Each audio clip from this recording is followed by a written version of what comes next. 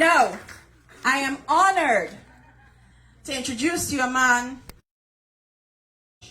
a trailblazer in his own right. Let's stand and give it up to our president, Dr. Muhammad Irfan Ali. Let me hear you. Thank you, Erica. Let's give Erica a big round of applause. All right, please have your seats.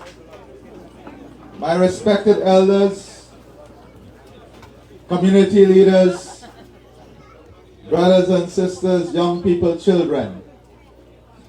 Today, I come before you once more humbled by your love, your commitment, your strength of character, your activism, and your commitment that kept democracy and the rule of law alive in this country. Once again, I see many faces here who walked with us, who guarded the ballot box, who guarded outside to ensure no one tampered with those containers. I see many faces who walked with us from Lenora to the Demerara Harbor Bridge when the police stopped us from going over. Thousands of us in white to get the government to respect the rule of law and to respect and honor the no confidence motion. I see here many faces that marched with us in Wales as we stood up guard on the public road in the interest of the sugar workers. And I want to take a moment to salute our regional leaders, our community leaders, our cabinet, and all the leaders across our country in this party who work relentlessly every single day to ensure that they represent the interests of our people, all our people. Let me say this, very importantly, we are not seasonal. The People's Progressive Party has been and will continue to be your constant partner, your constant friend, your constant family in the good times, in the bad times, in the sunny days, and in the rainy days. And I do not say that lightly. Right around this platform, this table here, when I first engaged Erica, she was introduced to me by Angie. And Erica was a medical doctor. She was basically ridiculed by members of our community. But she stood with us. She stood for principles. She walked with us, and she continued to do so. During COVID, no one wanted to risk their lives. None. It is the People's Progressive Party that started the mass drive, that walked the markets, that stood up at the street corner. We were not in government, but all of us, many of you here, remember, we walk house to house and deliver masks to save life, risking our own lives. And yes, we paid dear for that too, because we lost some good comrades to COVID, giving hampers and masks. Majid Hussein, one such comrade. We are not fair weather friends, and it is during those periods that I first made contact with Tandy. I call her Tandy, Tandai, anything goes right now. But she reached out to be a part of something positive, to save the lives of people when we had that mass distribution across the country. We didn't have resources, we were not in government, but we had the will. The party bought material, bought thread, And we got ordinary Guyanese to sow the churches, the temples, the mosques. Because we cared.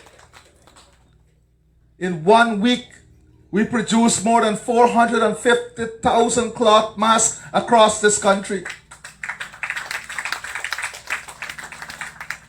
How easy it is to forget these things.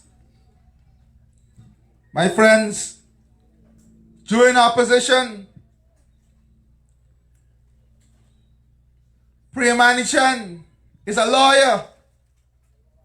She abandoned her practice and came permanently as the leader of the opposition office to work and fight and represent people.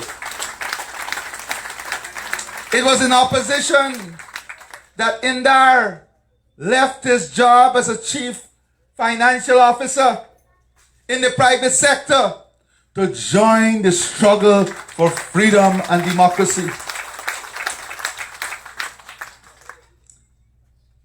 It was in opposition that all of you, many comrades here, we used to come by Nirmala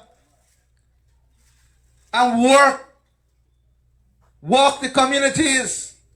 It is this party and many of you who contributed a pint dal, a pint black beans, cassava, pigeon peas. You remember that? It was during a time when we had oil in this country under the AP and UAFC government that we were pooling together food to give people who were sent home by a merciless gang. How easily can we forget that? How easily can we forget that?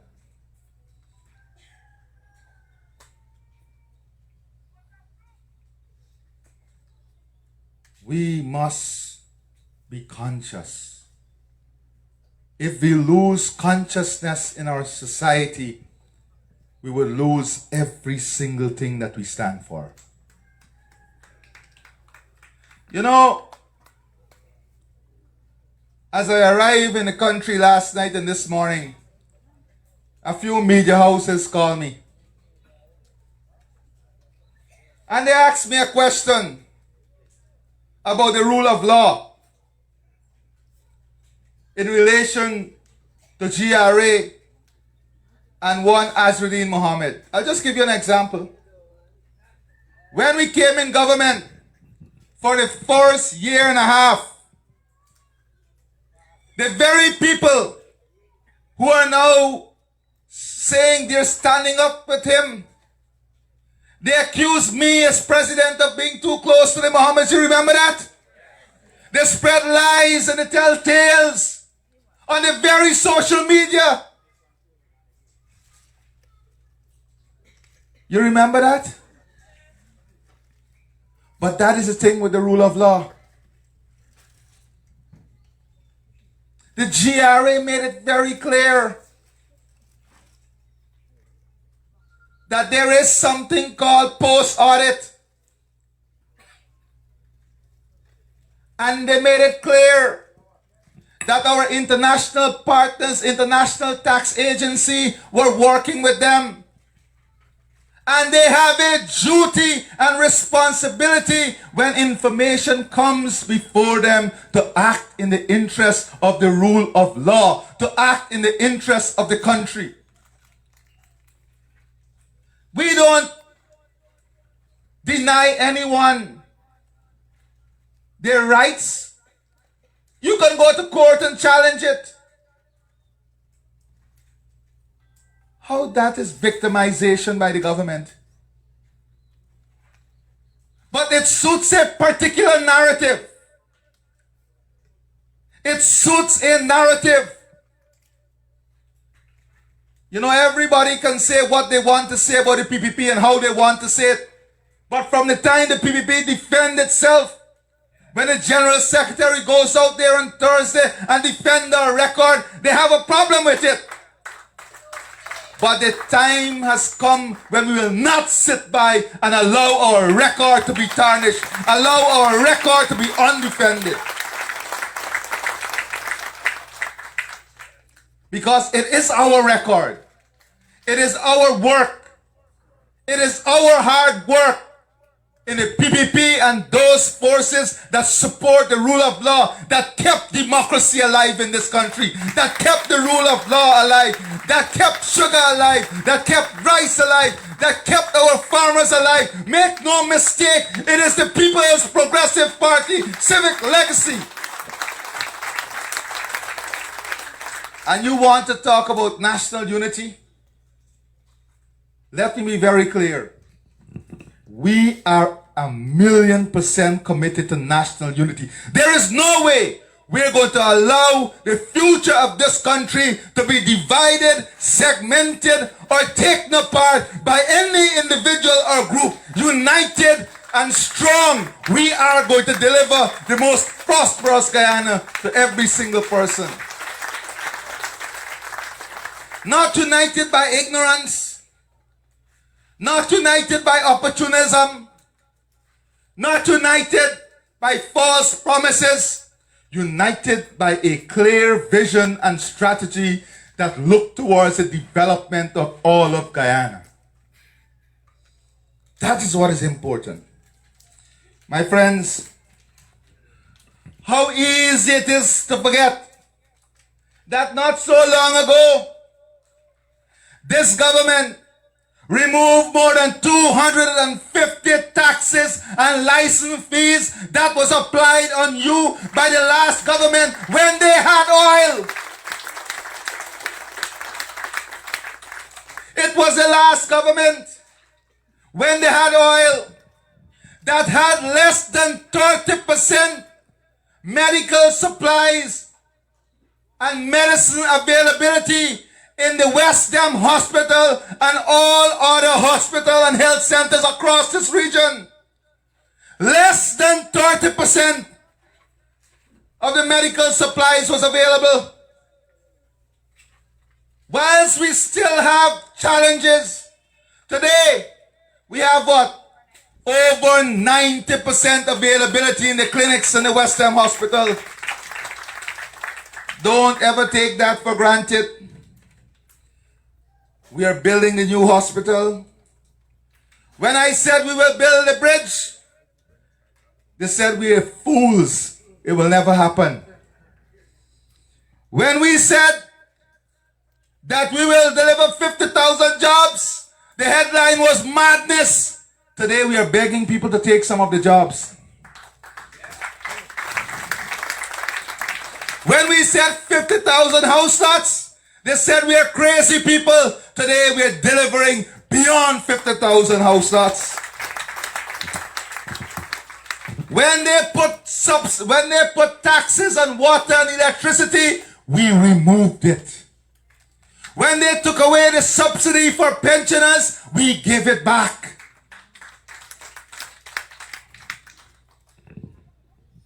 So many examples I have here. When we said universal secondary education, they said we are lying. When we said free education, they said it will never happen. These are the facts. When we said we'll double old age pension, what did they say? It will never happen. When we said that we will increase the Because We Care grant for our children, they said we were only saying that we don't have money. Remember that? They said we don't have money. We can't afford it. It's not sustainable. But today, what have we shown them? It is more than sustainable. We have given more than the $50,000. And let me be very clear. It will continue to go up. Old age pension, subsidies, the Because We Care grant, the grants, the support to communities will only keep going up, up, up, up.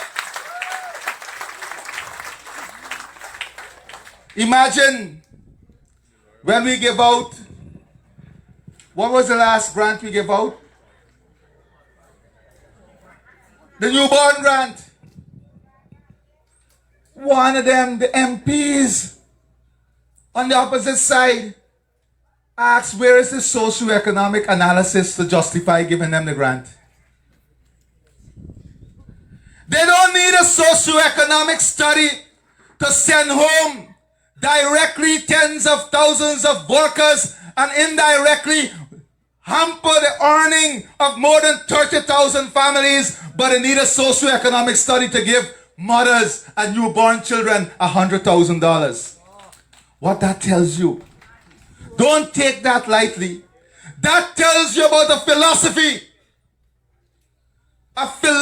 that we must be careful of. You don't need money to do what is right. You don't need money to respect a no confidence motion that is passed against you. You don't need money to respect the outcome and the will of the people. One of the most important things we have in life is our dignity. When we lose our dignity individually or as a family or collectively or as a nation, we lose everything. And one of the most important things you have that represents your dignity as a citizen is your vote. Because when you vote, it's not only about X. It is about you placing your confidence in someone, in some political party. It's about you giving your children putting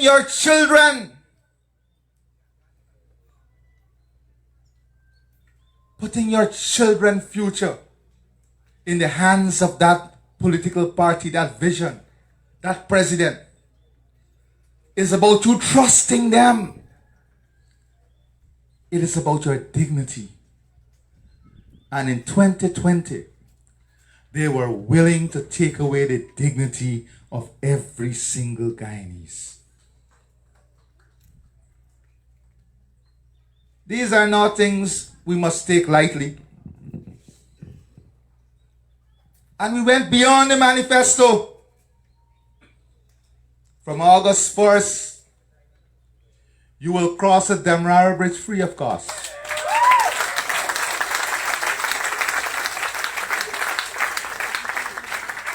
And instead of they saying thank you, again they said, what study did you do to justify this? Well, let me give them some things. Many more things will come for the people, and once it's for the people and make their lives better, you ain't getting no study. The study is a betterment in the life of the people.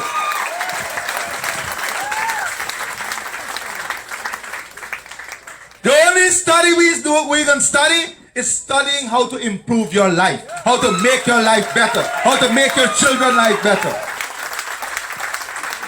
Let them study me and we and run mad.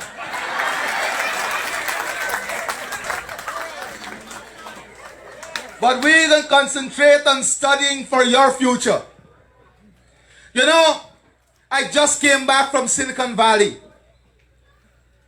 Y'all remember? This government, a pack of mad people. Oh, the president, I dance, man. This government that brought the Berkeley Innovation Award to Guyana.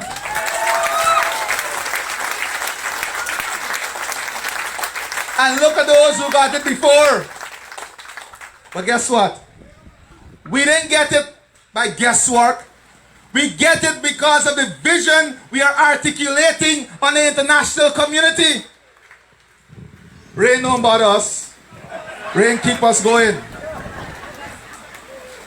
But let me say this, comrades.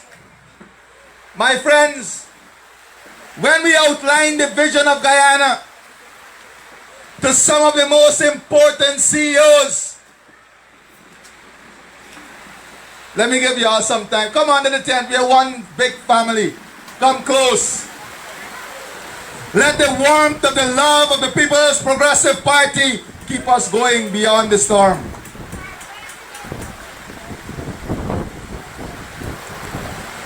Yeah, I can go close to cage 2, you know. Don't bother, you can get the blackout.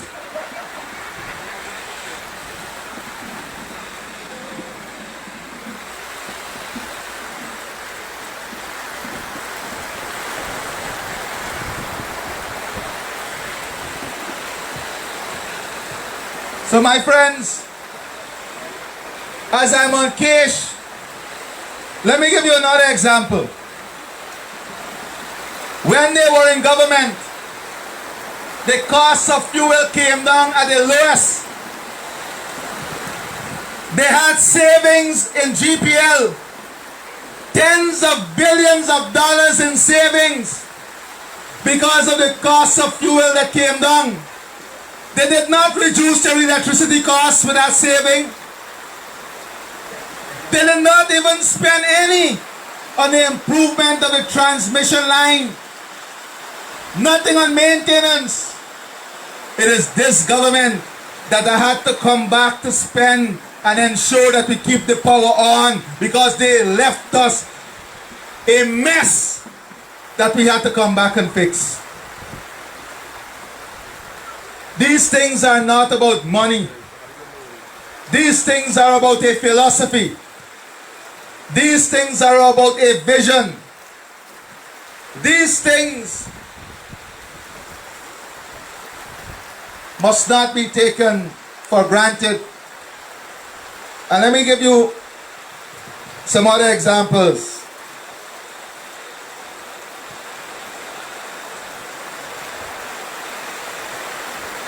You hearing me at the back? So let us take a few examples of how life is changing.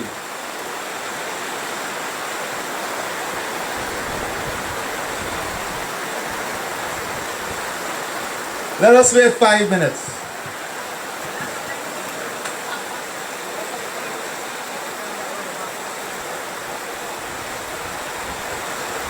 We want everybody to come in. Let's make space. You can come in front here too, don't worry.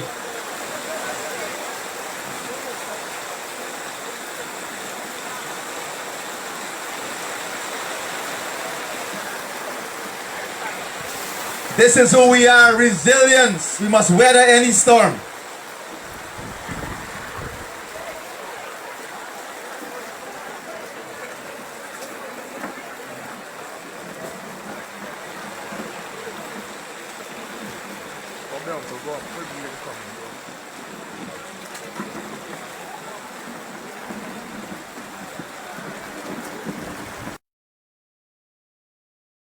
I was telling you that as we outline the vision for Guyana 2030, one of the leading professors, he asked me, he said, this is a very ambitious vision. How are you going to make it, how are you going to get it done?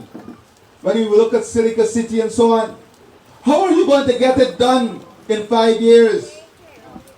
Because it's a 2030 vision. And I said to him, we don't have 5 years. The next storm will be 10 years. And you may ask, how the next storm will be 10 years? Well, we intend to work 24 hours, so 5 years will become 10 years. Our intention is to work day and night because we have no other choice. And I say we have no other choice because the pace at which the world is moving, if we don't catch up and plan ahead of it, we will never be competitive. You can have all the wealth, but you will not be able to be competitive. And that is what, when prayer and education is now talking about the Guyana Digital School, that is the vision of the world. 5 years from now, 4 years from now, but we are doing it today. Guyana is taking the leadership today. Paul Chung worrying about AI, artificial intelligence, and the world already thinking about quantum, the next generation. That is, you have to be in tune. Let me give you some examples. And let me say this. The next phase of Silica City, we have people in the diaspora. They want to know how you're going to be involved. Well, the second phase will be opened up within 2 weeks, Colin. And that second phase will be for diaspora investment.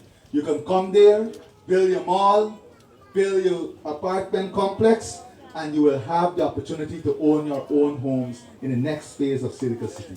That is the diaspora phase. And that phase will be launched in 2 weeks. You know, I see an auntie, and I don't identify her, but there's an auntie sitting in front here. And as the ministers were talking, she said, "Me not get nothing, man. Me not get nothing. Me not get nothing. Me not get nothing." No, but she made a very important point in mumbling those words. So I decided to investigate who is this auntie. And this auntie is a good Guyanese. But she lives in Canada. And she does visit Guyana. So of course, she's not as connected with the challenges and what we have to overcome and some of the things. But these are some of the quiet murmurs that we have to avoid. But I took the opportunity as president to recognize that chatter and to address it quietly. I say this to say exactly what the regional chairman said. All of us, we have that responsibility to correct these little chatters wherever they are. Because you know the truth. You know the reality. You know the land rates and land taxes. Listen, 5 years ago, everybody in Canal and Wales, Yankana, what were they looking to do? Sell out. At what price? Low prices. Today, check the price. Nobody wants to sell now. And who wants to sell, you can't buy. They men selling in US dollars now. That is not accidental. It is not accidental that 5 years ago, everybody wanted to move out of Wales, Bell West. Everybody wanted to go. The place became a ghost town. And today, it is a rising giant in the development of Guyana. I hear the next uncle murmuring, that's true, that's true. It is true. And we must tell the story. It is our collective and individual responsibility to tell the story. Let me give some other examples. When we said, and let me tell you this, in the program we have this year, don't worry, complain about roads and drains. They are all in the program. Roads, drains, machine for our farmers, machine for every NDC, garbage truck for every NDC, lights for every single electric pole in the road. They are all in the program. You don't have to ask that. We have said that this will be done and this will be done. Well, let me say this. You remember when you were campaigning, we said we want people to retire in dignity. And I want you to listen carefully, because you too have to make some changes. When we said retirement in dignity, what did we mean? We recognized there were disparities in the system. So let me take the example of an 8th grade head teacher that is retiring today.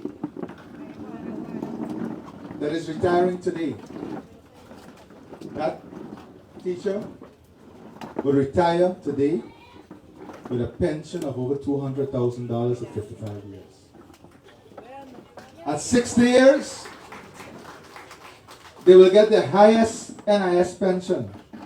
That's another $168,000.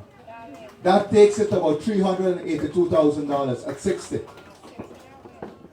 And then at 65, they have old age pension, which today, I'm giving you today rates, you know, is $423,000 at 65. Isn't that retirement in dignity? Retiring with more than $2,100 US per month as your pension at 65.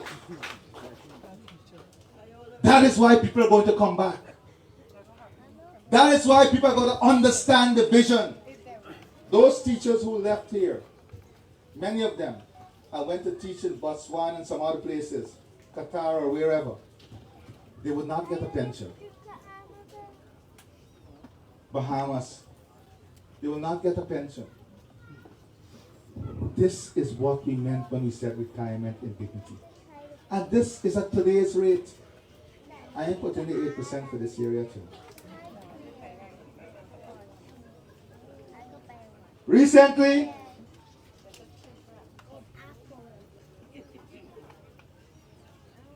I got a number of letters. And I said to the Commissioner of Police that the system must change. First of all, one of the things we did for our police was that we adjusted the scale. So when you look at the adjustment in the scale, take a constable for example. In the last 4 years, 5 years with this year, when you include this year increase, they will have increases of more than 50% in their salaries.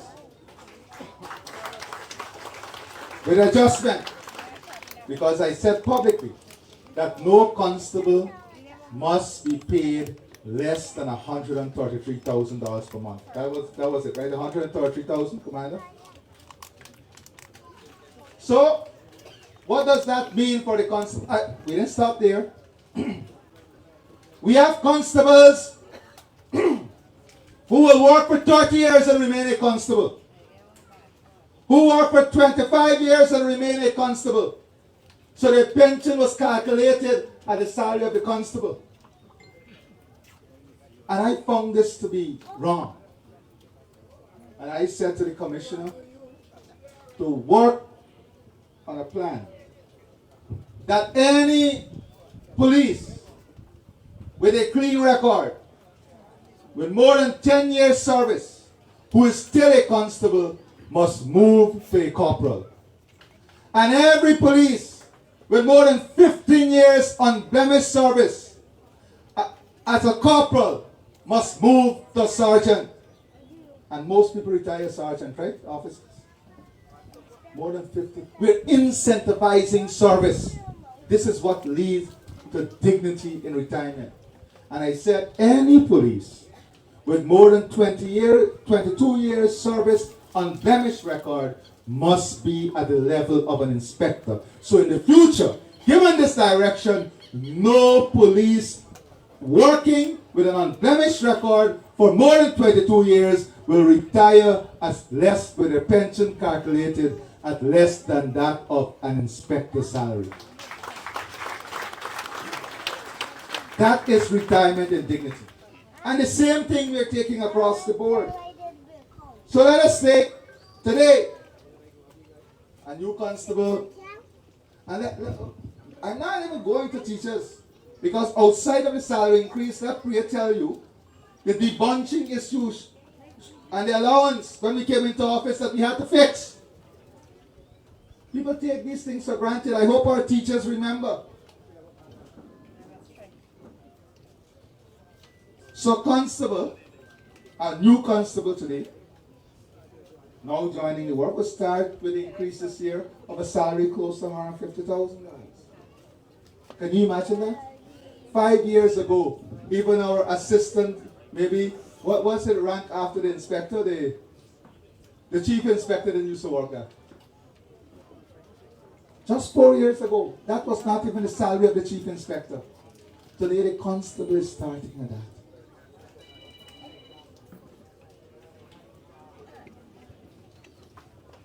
What more?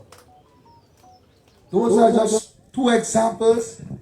I can give many more examples of what we have been doing.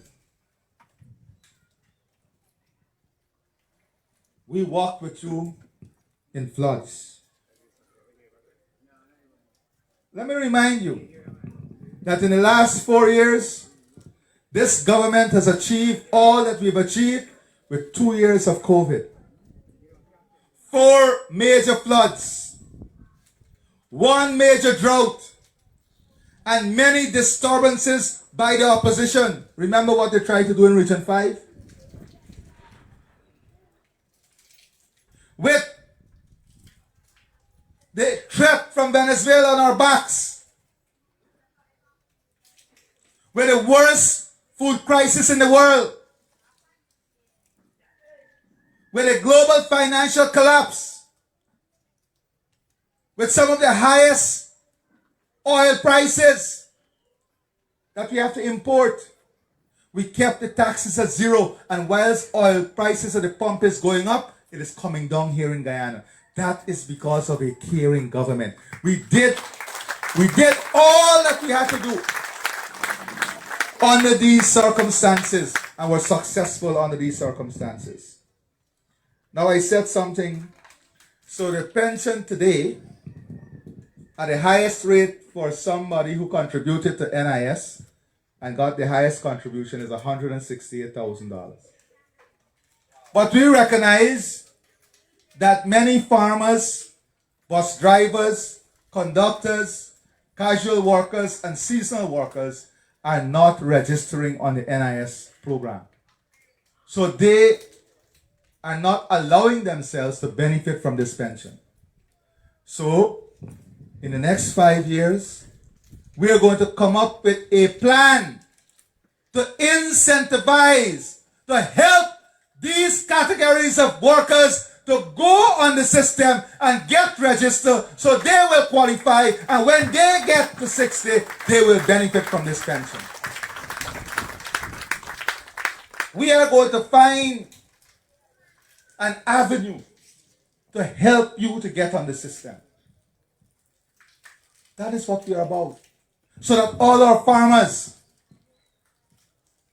we have to create an enabling environment so that you will get on the system. So you too will benefit from this pension. And how do we do this? We have to do this also by creating opportunities to build and grow wealth. And how are we going to create those opportunities to build and grow wealth? We're going to identify a series of small, medium, and large-scale projects here in Guyana. And we are going to co-invest from the government with Guyanese. We are going to allow you to invest your money here and in the diaspora in these projects that will give you much, much more returns than you're getting now. So the new fertilizer plant that will come for national security, everybody will have a chance to invest in that. The National Gas Company must provide opportunity for every single Guyanese. And we are not going to depend on you to find a way. We are going to invest in financial literacy. We're going to educate the population by village, by street, by community. So as we increase the grants that will come to you, the 100,000 grant, as we increase it, you must see the importance of investing it to build prosperity in your future and build more wealth from those investments. That is what we want. So we're going to create the mechanism, and that is a big task before us. In the next 5 years, is to build and create these opportunities that will generate wealth at the individual, household, community, region, and national level, so that there will be an evenness in the growth. We have a very clear and defined strategy. We have great clarity in what we want to do.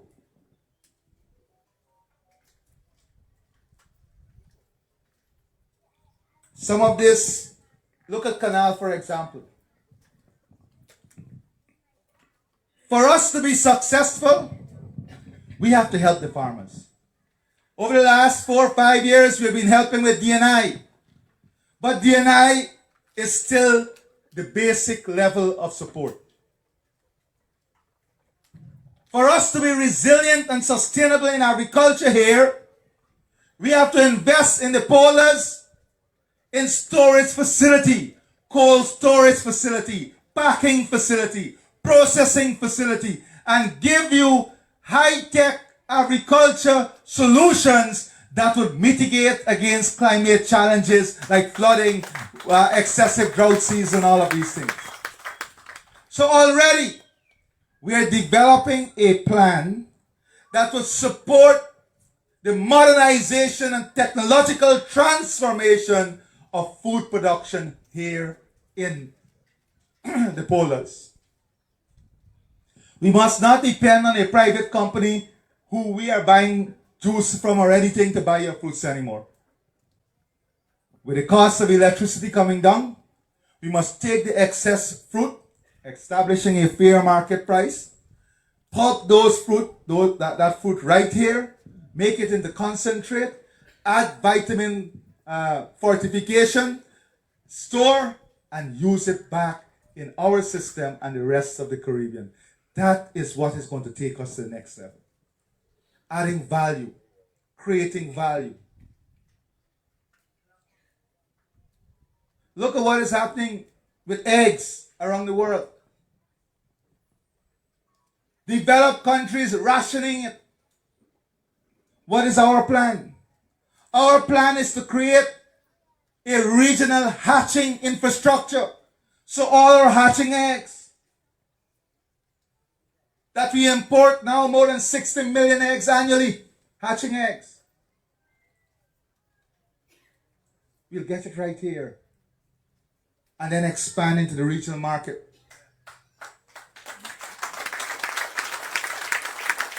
When we spoke about the corn and soya, they doubted us. Look what's happening now. Thousands of acres of corn and soya, the same thing with black eye and red beans. Agri-innovation is going to be an important aspect of the development strategy. We're going to use technology in every single aspect of national life. So we have to ensure we train our people and give them access to that technology. Before the end of this year, on your device that you have in your hand, and those who don't have device, you'll have to get your device. You will be able to sit in your home here in Canal and pay for your chemical or your fertilizer in Georgetown using your own device. You will save the transportation time. You will save productivity time. You will be interconnected with the extension officers at Ministry of Agriculture from your phone. So if you have a question, and they will be proactively sending you information on weather, information on diseases, information on things to look out for. That is the future we are heading into. Priya just gave out a box. What's the name of the box? The digital box that your children now can put in your home. And 24/7, you're in a learning environment.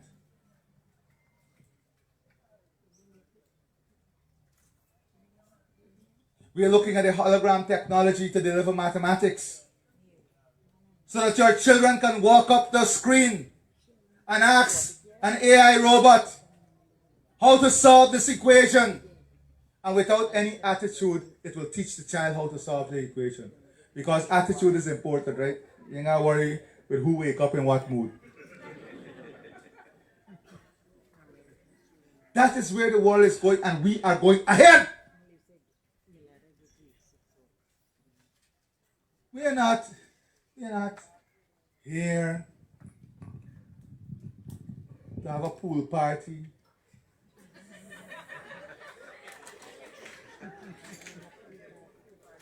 That ignorance is not for us. We are busy strategizing on the future. We are busy strategizing on the strategies that will enable us to be ahead of the competition, enable your children to function effectively in the new world. I don't know how many of you would have heard what Rubio said. Not a concussion road. Because that road is under construction, yes, by the Chinese, from Timeri to Craig. He said some countries go through change. Some countries go through development, but Guyana is going through transformation. And he went on to say that Guyana has the right leadership at the right time to enable that transformation.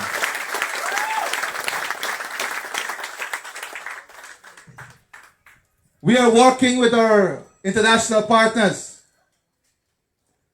to enforce our security system, to enforce the rule of law, because our society must be embedded in the rule of law.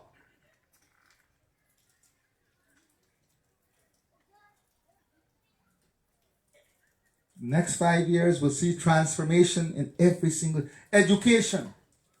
We are not just building an education hub to meet our national needs.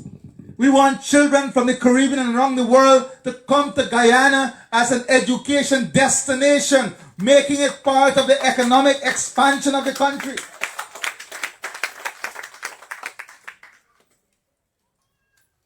We are now discussing with major tech giants partnership on how we're going to convert the IAST, the Institute of Applied Science and Technology, into a world innovation hub where we will get startups to come here, to experiment here, to build the next generation of technology from Guyana with investment from the private sector and the government here in Guyana. That is the future we are talking about. Young people, this is exciting things.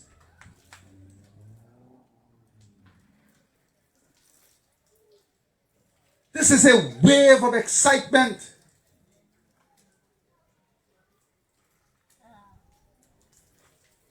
In January next year, mid-January next year, we will have the Berkeley Guyana NASA Innovations Forum in Guyana. In Guyana. These were things we dreamt of in the past. These are things we fantasize about looking on television. A rush of emotions went through me as I walked into the NASA Center. Walk into the Google X Innovation Room, knowing that these are things that we wished that is upon us now, that is searching for us as a nation, that is reaching for us as a nation. This is not the time to risk any of these things with the seasonal opportunists who comes in every shape and form, in different names, in different teams. They are all but the same. All but the same. Make no mistake. Every force lined up against the People's Progressive Party is a force against progress, is a force against development, is a force against dignity, is a force against democracy, is a force against the rule of law. Make no mistake about it. I said it before and I'll say it now. If you support the PPP, you support us for our vision, our principles, and our values. That is why I'm taking time going through our vision. You don't support us to defend you when you want to do wrong, or defend you against the rule of law. Can you imagine the world that we live in if that is what drives support? Where will be humanity? Where will be decency? Where will be the rule of law? The nastiest of things they've already said and will continue to say about me, members of the cabinet, and the PPP. You think I bother with them? You think I bother with them?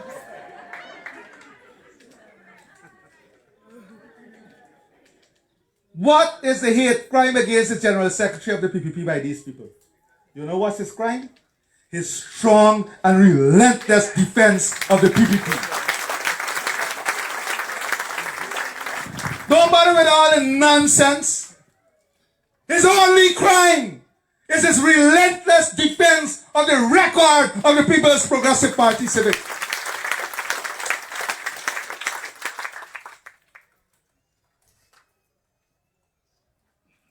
Let me be very clear.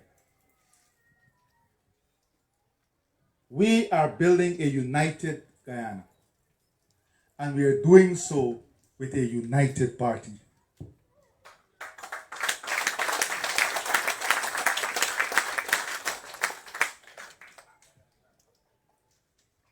We don't hustle for leadership. Look, the character of a party is exposed by the behavior among each other. Their only priority right now is who can be leader. Not the vision, not the people, not the team, but who will be leader? Who will be leader? Who will be leader, man? That's their priority. We went through a presidential primary, well, not primary, the selection of our presidential candidate through a process. We went through a beautiful Congress, the largest Congress ever in the history of the country. All you see coming out of the Congress is development plans, Michael Jackson and all of them things. When they have Congress, we'll see chair fly, bullet fly, gun fly, helmet fly. There is no love. If you can't share love among yourself, what are you going to share it with the country by? These are things that are real, that we must think about. Must think about, go back and look at the photos. When we were fighting, who was there? Who was there? We are building a country in which you will have the best health care. The best health care that will match any other health care system in the world. We are already starting it. Your new hospital is going up. The one at the Kenton will finish. Whilst they are fussing and fighting, you know what we are doing? Discussing with global providers. Discussing to see how we can find the nurses, the specialized doctors, the equipment to come in to ensure when those hospitals are open, we have the right complement of staff to give you the service. That is what we are doing. That is what we are doing. Infrastructure. From day one we said that the task was to get the traffic to move. Imagine if we did not have those concrete highways. What would be the problem now? How are you going to get to work? We said from day one, we have to use a technology and building method that will open up the way, and then we'll come with the final phase of pavement when we are finished. Didn't we say that from the inception? Imagine your life in the future. What Wales development will be like. Thousands of jobs will be here.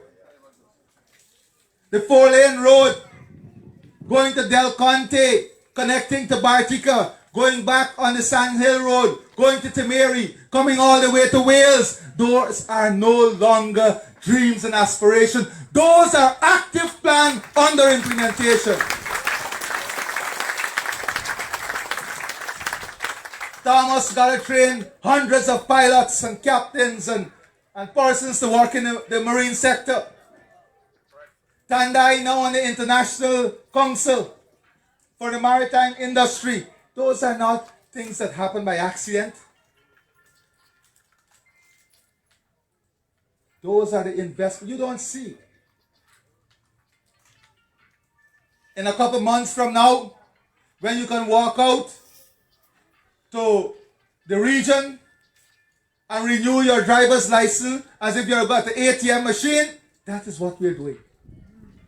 You don't have to go join a line. You take your driver's license, your digital payment, you go to a kiosk, just like if you're going to get a soda, and you renew your driver's license. That is the future we're building for you.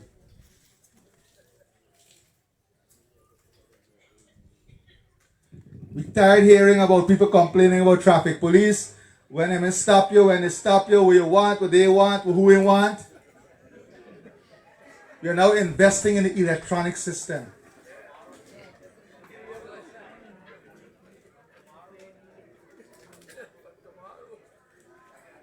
These things are not accidental.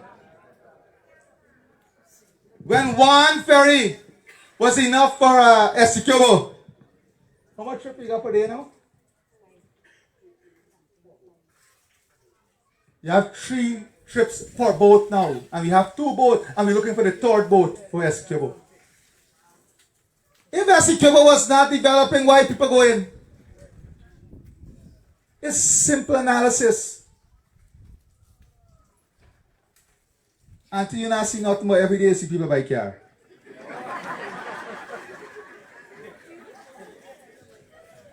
You not see nothing more every single day, your house value go up. Don't worry, I got you, I got you. 100%.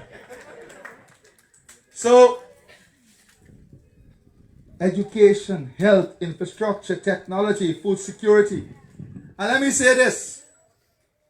We are not only thinking about grants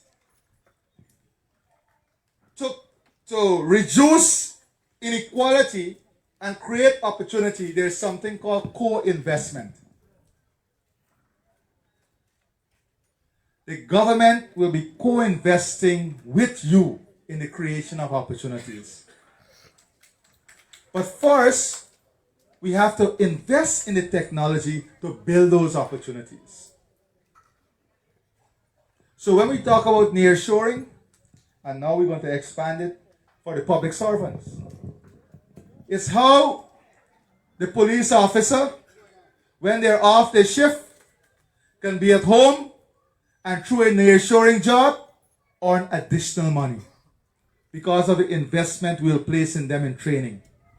The certification they will get through training.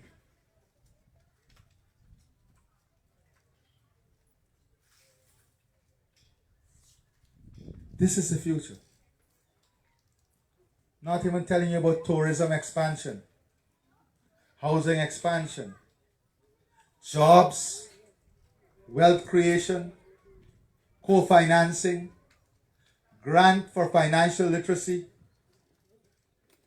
world-class health, education, infrastructure, agri-tech, investing in your children's future. That is what we want. That is what we're about. That is the vision that we're going after. Silica City. A city that will be built for 15,000 families. It's not only a city, it's a way of life. It's going to be a way of life. It's going to extend life expectancy naturally because of the infrastructure and way in which a city will be built. Focusing on mental health, wellness, technology, self-sufficiency.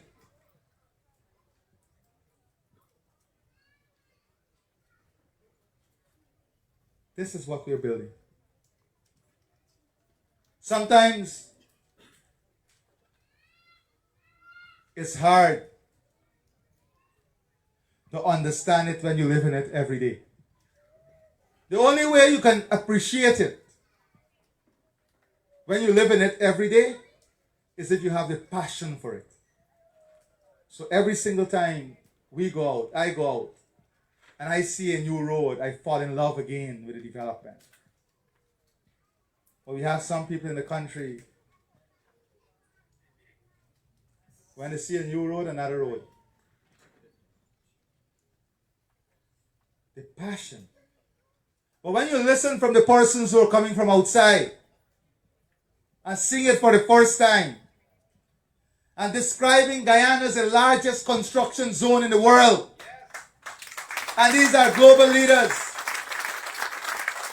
some of the best thinkers and leaders in the world describing Guyana as the place to be,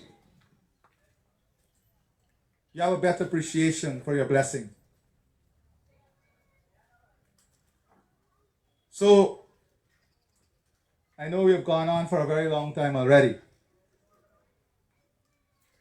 But our message is filled with so much substance that we can speak all day about the development. I don't need somebody at the back to shout, come write down your name.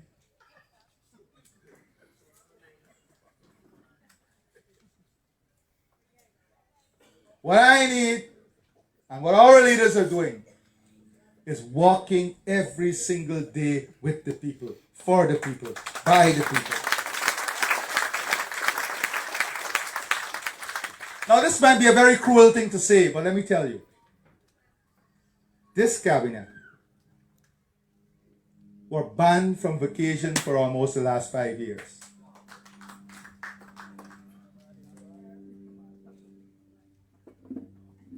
You know, my own example. I came in last night. This morning, my son came to the step and he said to me, Dad, you're not spending any time with me, you're going with the people again? But I took 10 minutes to explain to him why going with the people is like spending time with him. Because his future depends on the people. Like every other child here. When I call my cabinet, my regional leaders, and not only cabinet, our regional leaders, including Das and all of them, to go out on Pagwa morning, Eid morning, the eve of Eid, the eve of Pagwa, on Christmas Day, on New Year's Day, during Nowrat. When I call them and tell them, I want you with the people in the temples, going and visit people, give up your time with your family, they do it without asking a question. They do it for the love of the people.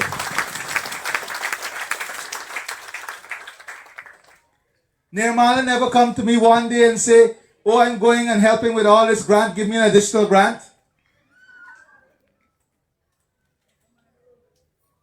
Yankana, in opposition, used to bring produce from his own farm to distribute to poor people. No, they don't have billions of dollars, but they have something that is called political consciousness, human consciousness, and humanity. They had absolute love for the people. And they have that love. Let me be very clear. This team that I'm privileged to lead has made tremendous sacrifices for this country. And I'm very proud of the team.